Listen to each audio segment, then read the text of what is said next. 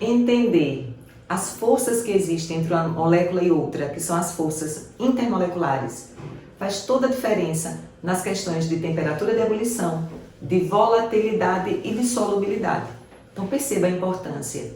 Eu tenho que compreender que entre uma molécula e outra existem forças. O vídeo de hoje é para a gente trabalhar isso. Por que eu estudo essas forças? Você estuda essas forças para prever se tem volatilidade maior, ou se tem temperatura de ebulição mais difícil, ou se ainda se dissolve, por exemplo, na água. Mas para a gente entender essas forças, é preciso que antes você classifique as moléculas em polar ou apolar.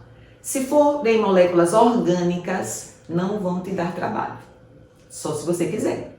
Se forem moléculas orgânicas, moléculas que têm carbonos e hidrogênios, se elas só tiverem carbonos e hidrogênios, elas são moléculas apolares. Entre uma molécula apolar e outra molécula apolar, a gente tem as forças mais fracas, que são as dipolos induzidos. Forças de London, dipolos temporários. E as dipolos induzidos, que são as forcinhas mais fracas, faz com que esses compostos sejam voláteis, extremamente voláteis. Bom, um CH4 é um hidrocarboneto. Se eu tenho um recipiente cheio de CH4, entre essas moléculas eu tenho forças bem fraquinhas. Isso faz com que elas sejam extremamente voláteis, tá? Mas se eu estou trabalhando com compostos polares e se for dentro da química orgânica, observe-se na estrutura, além de carbonos e hidrogênios, você começa a ter OH, você começa a ter nitrogênio. Quanto mais grupos polares, grupos que têm eletronegatividade alta, como oxigênio, nitrogênio, flúor, quanto mais você tiver nesses compostos orgânicos, grupos polares, grupos que têm alta eletronegatividade, entre elas vocês vão ter dipolos permanentes, porque você vai ter polaridade, dipolos permanentes. Helena, você fica falando da química orgânica, mas na química inorgânica a gente também não vai ter? Sim, por isso que aqui é um exemplo de um composto que não é orgânico, que é inorgânico e que é polar. Só que aí as regras a gente teria que aprender como olhar para um composto inorgânico e entender se ele é polar ou se ele é apolar. Se for um composto pequenininho como esse, não vai dar trabalho. Eu só tenho dois átomos, eles são diferentes entre si, eles têm diferentes eletronegatividades, então, consequentemente, eu tenho polos. Eu tenho polos e, portanto, a molécula é polar. Mas mais de dois átomos precisa de regra. Regra da simetria ou de dica, e que eu vou fazer uma aula só para mostrar isso para vocês. A polaridade dos compostos inorgânicos, tá certo? Mas voltando para a orgânica. Se eu só tenho carbonos e hidrogênios, apolar. Entre eles, dipolos induzidos.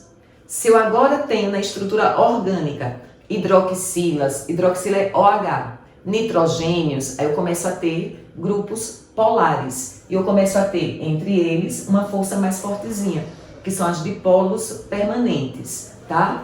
Mas, se por acaso eu tiver na estrutura grupos polares e que tenha hidrogênio ligado a flúor, ou a oxigênio, ou a nitrogênio, na hora que eu estou analisando a força entre essas moléculas, essas forças são as famosíssimas, né? Famosíssimas ligações de hidrogênio.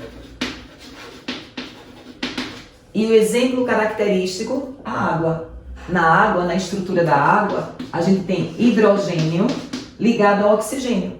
Se na estrutura da água eu tenho hidrogênio ligado ao oxigênio, hidrogênio ligado ao oxigênio, e se a própria molécula de água é polar, entre uma água e outra água, eu vou encontrar as ligações de hidrogênios, que são mais fortezinhas do que as dipolos permanentes, e que são mais fortezinhas do que as dipolos induzidos. As dipolos induzidos são as mais fracas. Dessas três que estão no quadro.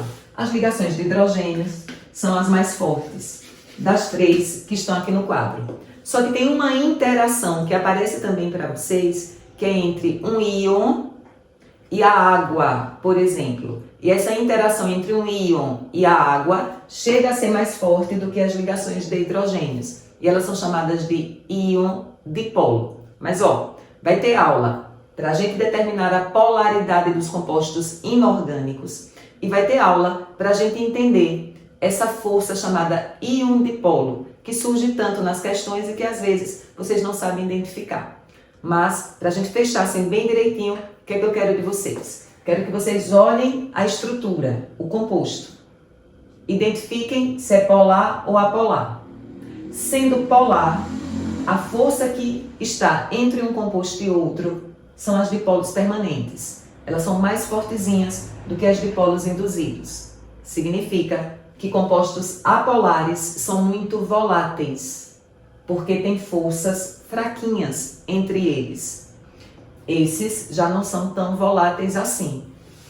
E esse daqui é que teria mais dificuldade de volatilização, porque eu tenho forças mais fortes entre. Tudo bem? Forças intermoleculares ajudam a gente a pensar na volatilidade, na temperatura de ebulição e na solubilidade.